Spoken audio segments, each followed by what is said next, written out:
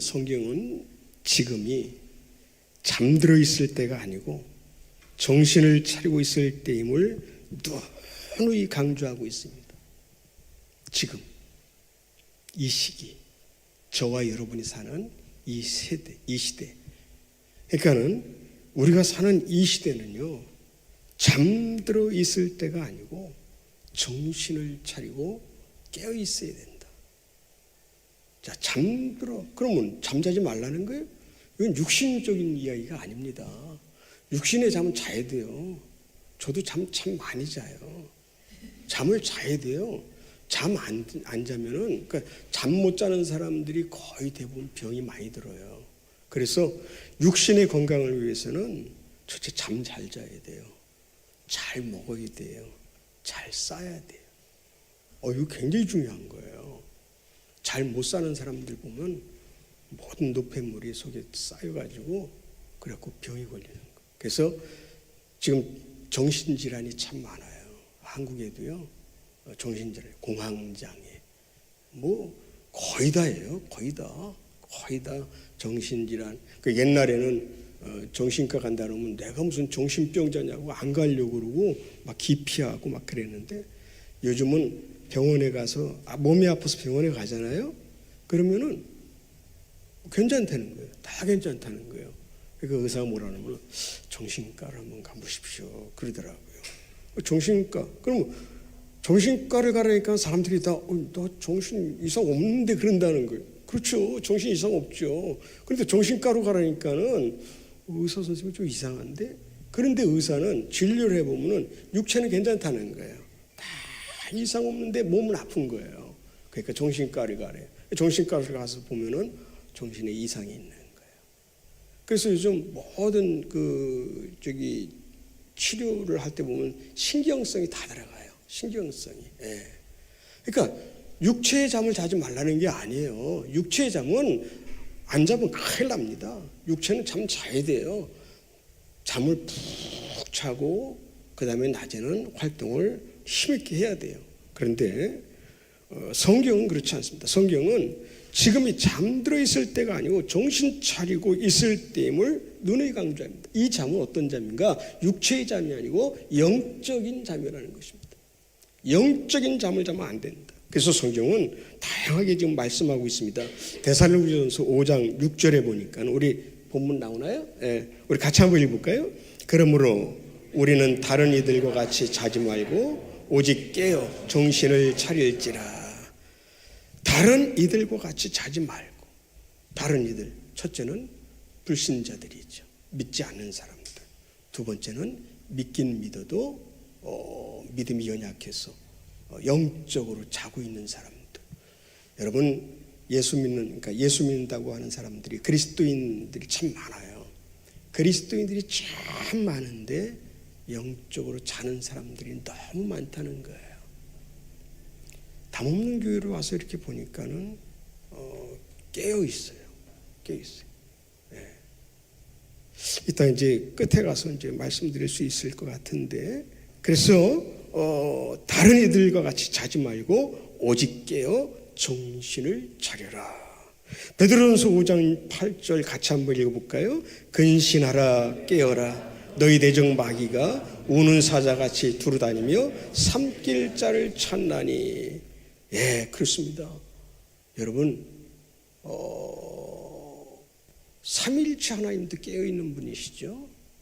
마귀도 깨어있어요. 마귀도 깨어서 수시로 호시탐탐 끊임없이 지금 믿지 않는 사람들, 불신자들, 마귀는 전혀 불신자들을 건들지 않습니다. 왜 건들지 않아요? 이미 자기 수하에 다 있기 때문에 건들질 않아요. 그럼 마귀는 누구를 건드는 거예요?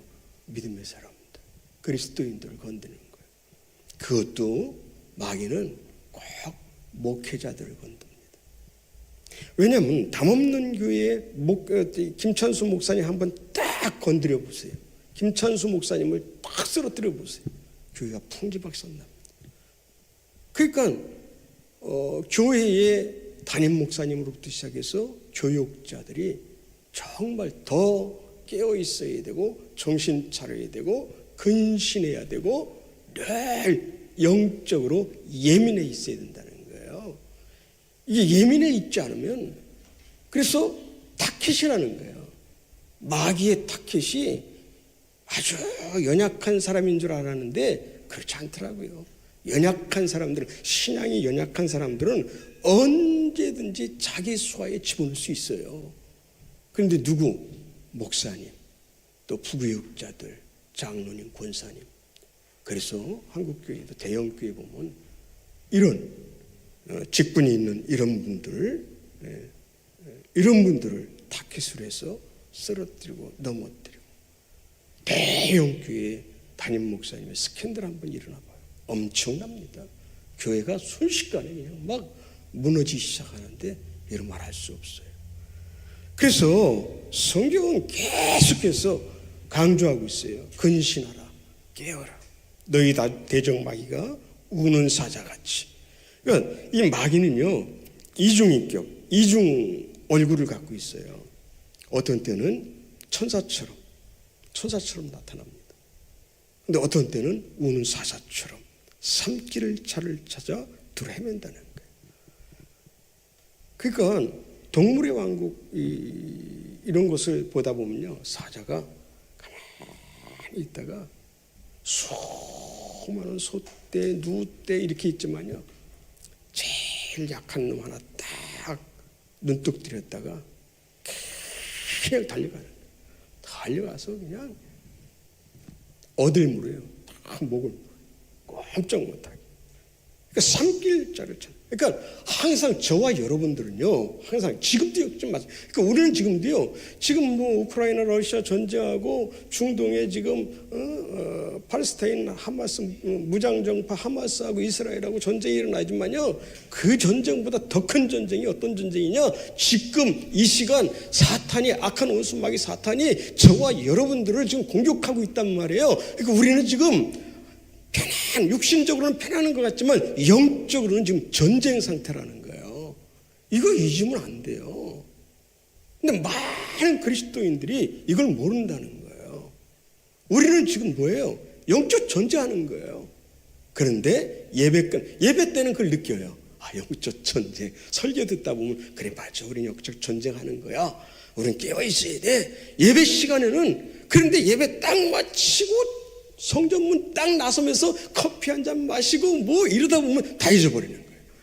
다 잊어버려요. 그리고 일상생활 속에 사는 거예요.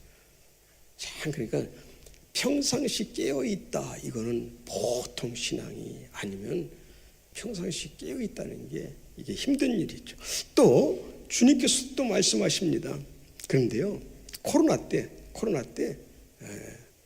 얼마나 이 신앙이, 한국교회가 다 무너지는, 한국교회뿐만이 아니라 코로나 3년 동안에 교회 문을 폐쇄하고 그 다음에 문을 닫고, 그리고 이제 온라인 예배가 이제 드려지게 돼. 어쩔 수 없잖아요. 왜? 교회 나오지 못하게 하니까.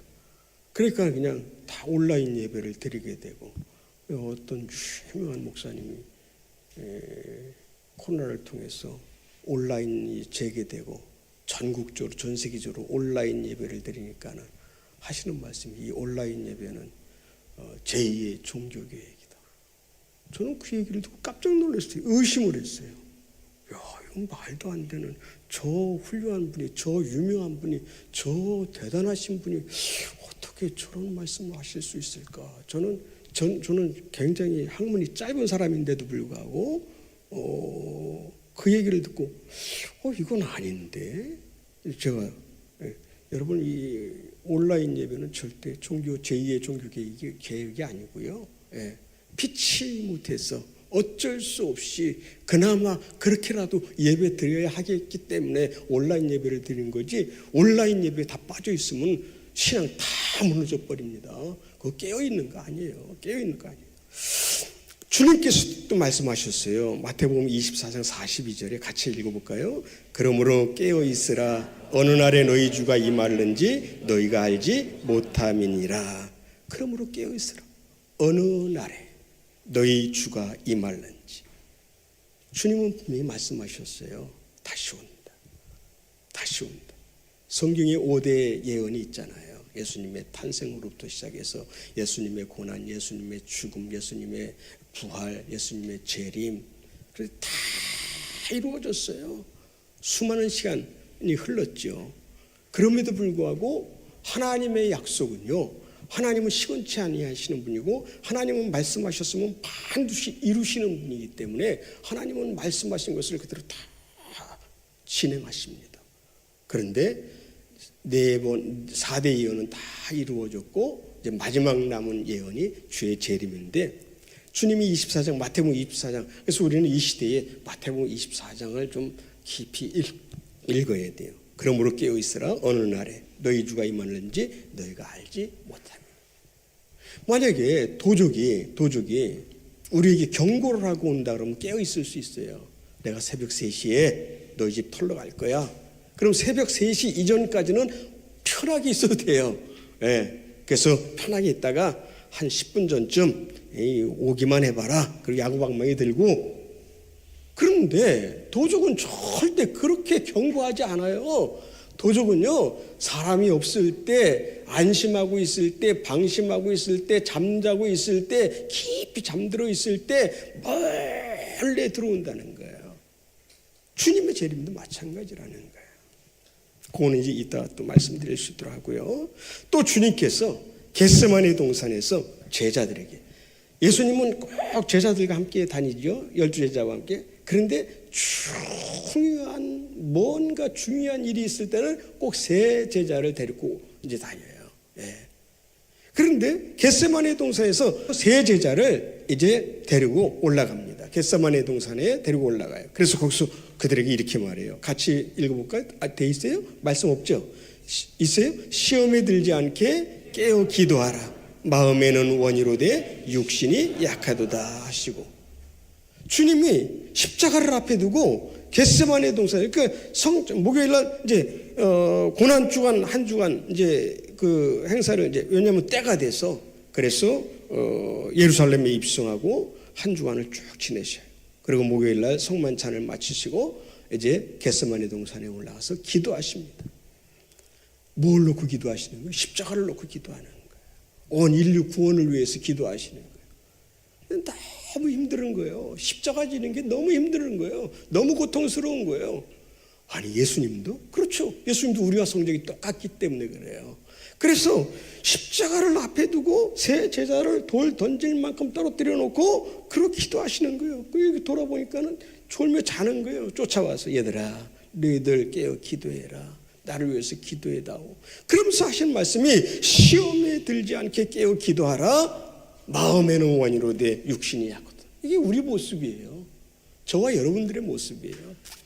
저와 여러분들도 마찬가지예요. 마음은 원이에요. 기도해야 되는데, 요즘 우리 담없는 교회가 기도라는 주제를 놓고 기도하려고 아마 애쓰셨는데, 그런데 그게 마음대로 돼요? 안 돼요. 기도라는 게 참, 이게 목사도 기도하기 참 힘든 게 기도인데, 평신도들이 기도한다는 게 이게 참 보통 일이 아니에요. 저는 그래서 우리 성도들한테 늘 강조하는 게, 여러분 매일 삶의 현장 속에서 여러분들 기도합니까? 기도 잘 안 돼요. 기도하려고 마음은 먹지만은 마음은 원이로되 기도가 안 돼요. 환경도 그렇고 여건도 그렇고 조건도 그렇고 기도할 조건이 아니란 말이에요. 환경이 아니란 말이에요. 그러니까 이제 겨우 기도한다는 게 식기도할 때나 기도하는 거예요. 그래서 예배를 잘 드리라는 거예요. 예배 생활, 예배의 성공자가 인생의 성공자라는 거예요. 예배의 성공자. 물과 성령으로 거듭난 성도가 깨어있어 정신을 차려야 하는 것이 기본적인 신앙의 자세입니다. 물과, 여러분 거듭나셨어요? 정말 물과 성령으로 거듭난 성도라면 깨어있는 삶이 기본적인 신앙입니다. 오늘 본문도 강력하게 말씀하고 있습니다. 자다가 깰 때가 벌써 되었다. 그렇습니다. 지금 우리가 살고 있는 이 시대야말로 깨어 있어야 할 시대 맞습니다. 그러면 왜 우리는 항상 정신을 차리고 깨어 있어야 하냐라는 거예요. 왜 지금 뭐 때문에 우리가 정신을 차려야 되는가? 그 이유가 뭔가? 첫 번째가 그날과 그 시를 모르기 때문에 그런 거예요. 그날과 그 시. 그날과 그 시가 뭡니까? 그날과 그 시를 모르고 있다고 그러는데 그날과 그 시는 주님이 재림하는 시기입니다. 그러니까 예수님이 재림하는 그 시기를 예수님도 모른다 그랬어요. 그래서 마태복음 24장 38절에 그날과 그때는 아무도 모르나니 하늘의 천사들도 아들도 모르고 오직 아버지만 아시느니라. 그렇습니다. 주님이 언제 다시 오실지 재림하실지 아무도 모르기 때문에 그래서 우리는 항상 깨어 있어야 돼요. 저는 장례식 갈 때마다 제가 장례식을 인도하고 또 누가 죽었다 그래서 장례식에 가서 조문하고 그때마다 늘 뭐라고 내 속에 고백을 하냐면 다음은 내 차례지. 다음은 내 차례지. 그러고도 그 다음에 또 그 조문 마치고 나오고 그러면 잊어버려요. 잊어버리는데 늘 다음은 내 차례지. 나이를 더 먹으면서는 더 그런 생각을 좀 많이 해요. 근데 여러분 보세요.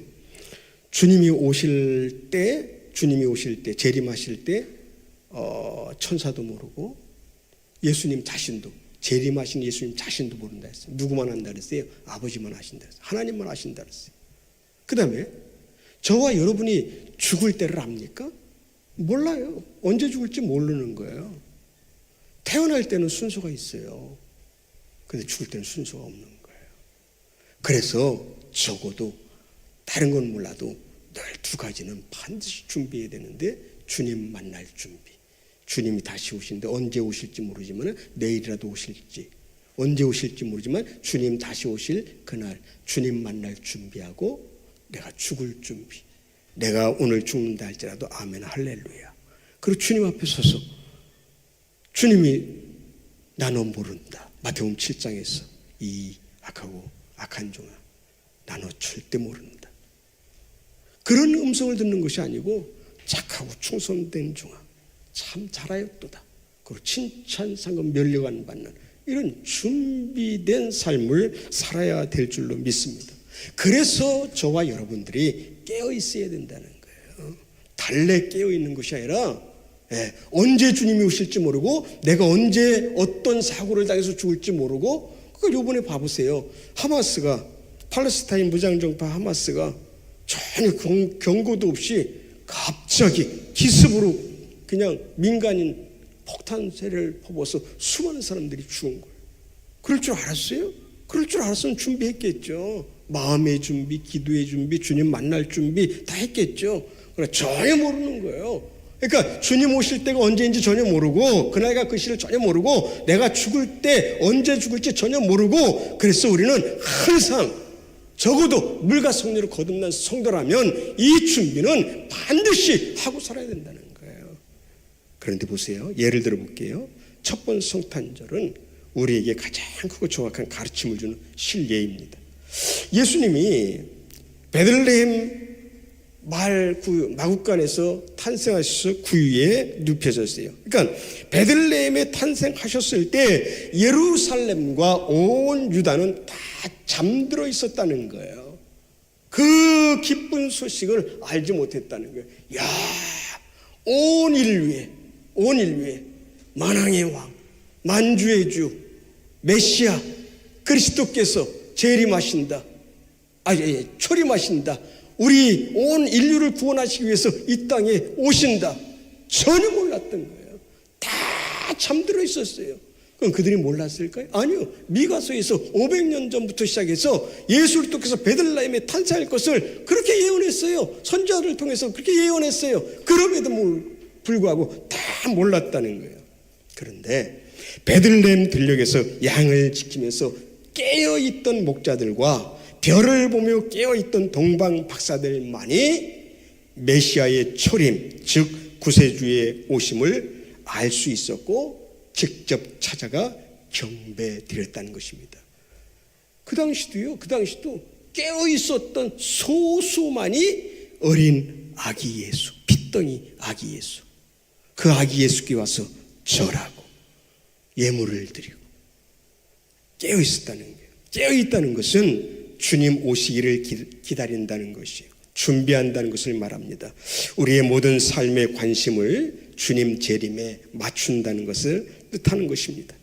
주님을 기다리며 깨어 있는 사람은 긴장되어 있기 때문에 예민한 감각을 가지게 됩니다. 그 세대에 일어나고 있는 여러 가지 현상들에 대해서 남들보다 예리하게 관찰할 수 있게 되는 것입니다. 그러니까 여러분 보세요. 지금 지구촌에 일어나는 이런 현상들을 그냥 그러려니 그리고 이렇게 지나쳐버리면 안 된다는 거예요. 적어도 물과 성령으로 거듭난 하나님의 아들, 딸, 자녀들은요, 지금 지구촌에서 일어나는 이런 자연재앙, 기근, 지진, 전쟁, 여기저기 사이비 이단들, 또 사람들의 마음이 식어서 마음이 식고 불법을 행하고 사람 죽이는 것을 파리에 죽이도 죽이고 이런 현상들을 우리는 그냥 지나쳐서는 안 된다는 거예요. 지나쳐서는 안 돼요. 여기에 민감하게 반응할 수 있어야 돼요. 그러니까 옛날에 우리 한국교회 초대교회 목사님들 있죠. 이런 분들은요. 우리는 그분들의 영성을 못 쫓아가요. 그분들의 영성을 못 쫓아가요. 이성봉 목사님 같은 경우는요. 늘 손을 이렇게 아이 손잡고 가듯이 어디를 가더라도 성령님 가시죠. 늘 성령과 함께 동행, 깨어있는 거예요. 여러분, 손혜원 목사님의 먼 하늘에 흰 구름이 좀 특이한 구름이 떠 있어요. 주님 재림하시는 거 아닌가? 뭘 얘기하는 거예요? 이건 너무했다. 뭐 그렇게까지 그게 아니라 영적으로 늘 민감한 상태라는 거예요. 재림의 주님을 기다리는 성도들이 이 정도 민감해야 되는데 지금 어때요? 세상 살기 좋으니까 다 무감각해져 있다는 거예요. 깨어 있어야 돼요. 주님 오시기를 기다리는 그리스도인들은 다른 사람이 무심하게 보아 넘기는 이 시대의 징조들, 즉 처처에서 지진과 기근과 전쟁과 자연재앙과 이 시대를 살아가는 사람들의 죄악의 성정들을 보면서 주의 깊게 관찰하게 되고 거기서 하나님의 역사와 섭리를 깨닫게 되는 것입니다. 우리 마태복음 같이 한번 읽어볼까요? 마태복음 24장 5절로 8절 같이 읽어봅니다. 많은 사람이 내 이름으로 와서 이르되 나는 그리스도라 하여 많은 사람을 미혹하리라. 난리와 난리 소문을 듣겠으나 너희는 삼가 두려워하지 말라. 이런 일이 있어야 돼 아직 끝은 아니니라. 민족이 민족을 나라가 나라를 대적하여 일어나겠고 곳곳에 기근과 지진이 있으리니 이 모든 것은 재난의 시작이니라. 사랑하는 담없는 성도 여러분, 지금은 잘 때가 아닙니다. 자다가 깰 때가 벌써 지났습니다. 우리는 그날과 그때를 모릅니다. 그래서 우리는 지금 깨어 주님을 기다려야 합니다. 깨어 있으시기를 주님의 이름으로 축원합니다. 두 번째는요, 전 세계가 위기 속에 있기 때문에 그렇습니다. 전 세계가 위기 속에. 우리가 깨어 있어야 할 두 번째 이유는 우리 앞에 늘 위기가 있기 때문입니다. 우리의 대적 원수마귀 사탄이 우는 사자와 같이 삼킬 자를 두루찾는 이 시대에 우리가 살고 있기 때문에 우리는 깨어 있어 마귀를 대적하여야 합니다. 지금 전 세계에 일어나는 현상들을 보면 심상치 않습니다. 네, 심상치 않아요. 제가 아이리 흉을 한번 볼게요. 이제 맨날 이제 동영상을 이제 보내주면 동영상만 봐요. 그러면 우리 김기영 전사가 하는 얘기가 아빠 실물이 더 이뻐요. 실물이 더 이뻐요. 그리고 이제 와서 딱 봤는데 와 이제 팔불출이에요. 이게 할아버지 때문에 그래요. 할아버지 때문에 얼마나 이쁜지 몰라요. 와 동영상 보고 사진 본 거하고 전혀 다른 거예요. 너무 이쁜 거예요. 얼굴은 조그마하고 앞통 튀어나오고 뒤통 튀어나오고 와 거기다 그냥 쬐그만해가지고 이게 이제 안아서 이제 이렇게 이제 편하게 안아주니. 근데 갑자기 방구를 푹 껴요. 한번 끼는 거 할 때 또 껴요. 부르륵 깨요. 이 방근이네. 이 할아버지도 방근인데. 자, 그러더니 또 끼는 거예요. 부르륵 끼는 거예요. 야, 이거 똥 싸나 보다. 여러분 무슨 말인지 아십니까? 방귀가 자주 나오면 반드시 똥이 나오는. 하늘에 먹구름이 끼잖아요. 그럼 뭐가 오는 거예요? 비가 오는 거예요. 아니, 우리의 삶의 현장에서 이런 것은 분별하면서 왜 영적으로는 분별하지 못하냐는 거예요. 자연재앙, 인재라고 하지만 오존층이 깨지고 뭐 이래서 나타난 현상들이라고 하지만, 그러나 이것도 그렇고 그 다음에 전쟁도 그렇고 기근도 그렇고 사람들의 마음이 식어지고 그냥 사람 죽이는 것을 파리 죽이도 죽이고 이런 모든 현상들을 가만히 보면 마지막 시대의 모습이라는 거예요. 첫째, 자연재앙입니다. 지진입니다. 전쟁입니다. 또 불법으로 시가는 사람들의 마음입니다. 이러한 지금 전 세계적으로 사람들의 마음이 악해져서 묻지마 폭행과 무차별 살인 행각이 이루 말할 수 없어요. 여러분, 전 미국에서 산다는 게 참 불안해요. 언제 어느 때 갑자기 총을 가지고 쏠 줄 몰라. 그런데 지금 우리나라도 그래요.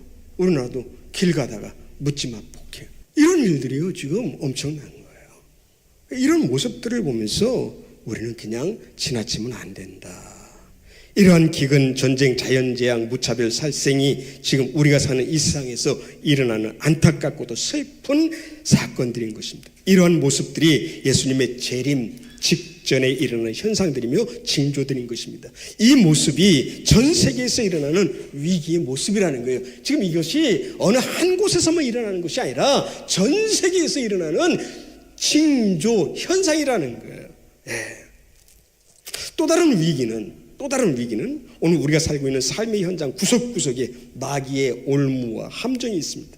정신을 차리지 아니하면 언제 어느 때에 거기에 빠질지 모릅니다. 세상이 살기 좋을수록 우리는 거기에 빨려 들어가요. 동화된다는 거예요. 마귀는 두 뿔을 달고 무서운 얼굴로 우리 앞에 다가오는 것이 아닙니다.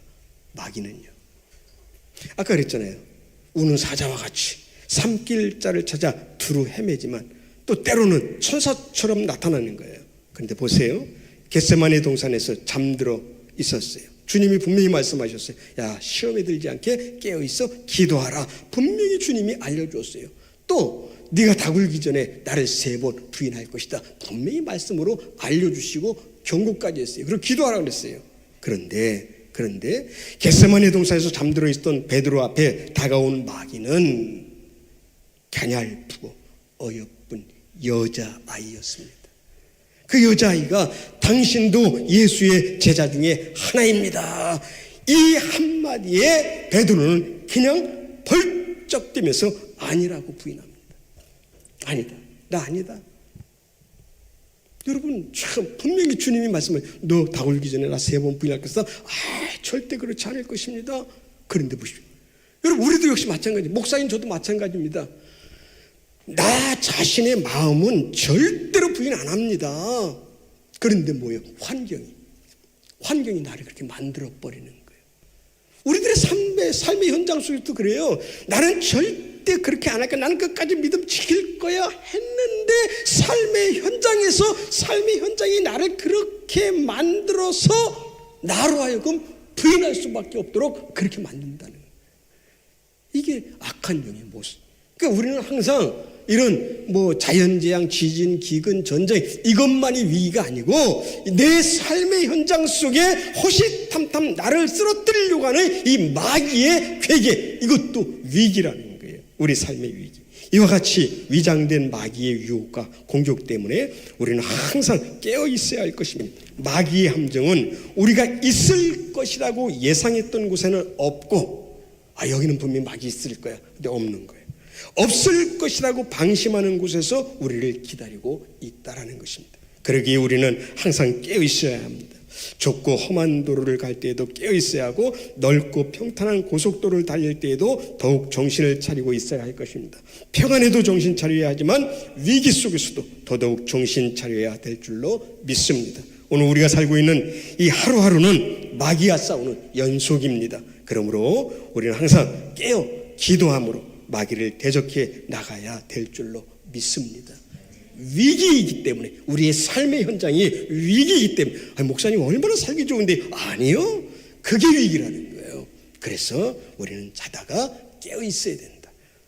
그 다음 세 번째, 우리는 파수꾼이기 때문에 그렇습니다. 파수꾼. 우리가 깨어 있어야 할 이유는 우리가 파수꾼이기 때문에 그렇습니다. 우리 믿는 사람들은 이 시대에 진리를 파수하는 파수꾼입니다. 파수꾼에게 있어 밤은 오래고 길기만 합니다. 그러나 졸지 말고 깨어 기다려야 합니다. 밤이 길어도 반드시 새벽은 올 것이기 때문에 그렇습니다. 파수꾼의 중요한 사명이란 깨어 있어 위기가 올 때 나팔을 불어 알리는 것입니다.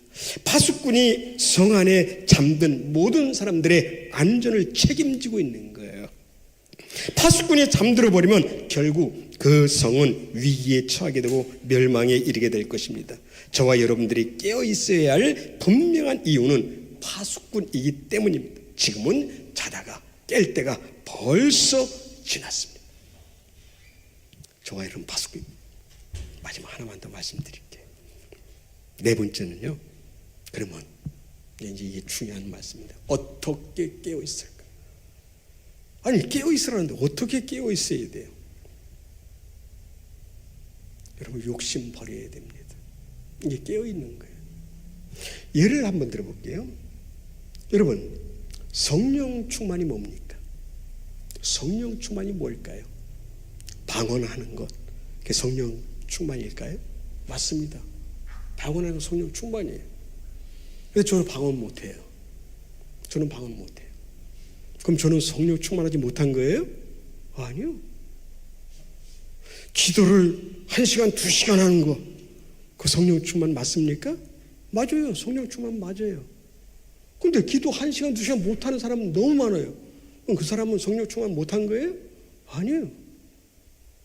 우리는 이렇게 착각하면 안 돼요. 우리는 잘못 알면 큰일 납니다. 한 예를 들어볼게요. 여러분, 사드락 메삭 아벳느고 아시죠? 다니엘의 내 친구 사드락 메삭 아벳느고. 사드락 메삭 아벳느고는 성령 충만할까요? 성령 충만하지 못할까요? 성령 충만한 사람이에요. 하루는 두라 평원에 느부갓네살 왕이 금신상을 만들어 놓고 상당식을 합니다. 그리고 각도의 방백들을 다 불렀어요. 그래서 두라 평원에 쫙, 그리고 음악이 이제 악기가 울려 퍼집니다. 그러면 그 방백들이 느부갓네살 왕 금신상 앞에 절을 다 해요. 근데 누가 절하지 않아요? 사드락 메삭 아벳느고는 절하지 않아요. 꼿꼿하게 서 있어요. 그러니까 사람들이 고발하는 거예요. 고소하는 거예요. 그러니까 느부갓네살 왕 앞에 불려나갔어요. 너희가 절하지 않았느냐? 예, 안 했습니다. 너희들이 다시 기회를 주마. 절해라. 만약에 너희들 다시 기회를 주는데 절하지 않으면 이 풀무불을 7배나 뜨겁게 해서 너희들 이 풀무불에 태워 죽일 것이다. 누가 너희를 구원할 수 있겠느냐? 그때 사드락 메삭 아벳느고가 뭐라고 고백합니까? 아니요, 우리 하나님이 우리를 능히 구원하실 것입니다. 그런데 그 다음의 고백이 더 위대한 고백입니다. 그리하지 아니하실지라도, 하나님이 우리를 저 풀무불 속에서 구원해 주시지 아니하실지라도 우리는 왕의 금신 앞에 절할 수 없나이다. 그리고 7배나 뜨거운 풀무불 속에 뛰어들어갑니다. 이게 성령 충만인 거예요. 이게 성령 충만이에요. 방언 잘하는 거 그것도 성령 충만이에요. 기도 1시간 2시간 하는 거 그것도 성령 충만이에요. 찬양을 1시간 2시간 하는 거 그것도 성령 충만이에요. 성경을 읽는 거 그것도 성령 충만이에요. 다 성령 충만이에요. 근데 그런 성령 충만은 조금 낮은, 수준이 낮은 성령 충만이고, 진짜 성령 충만이 뭡니까?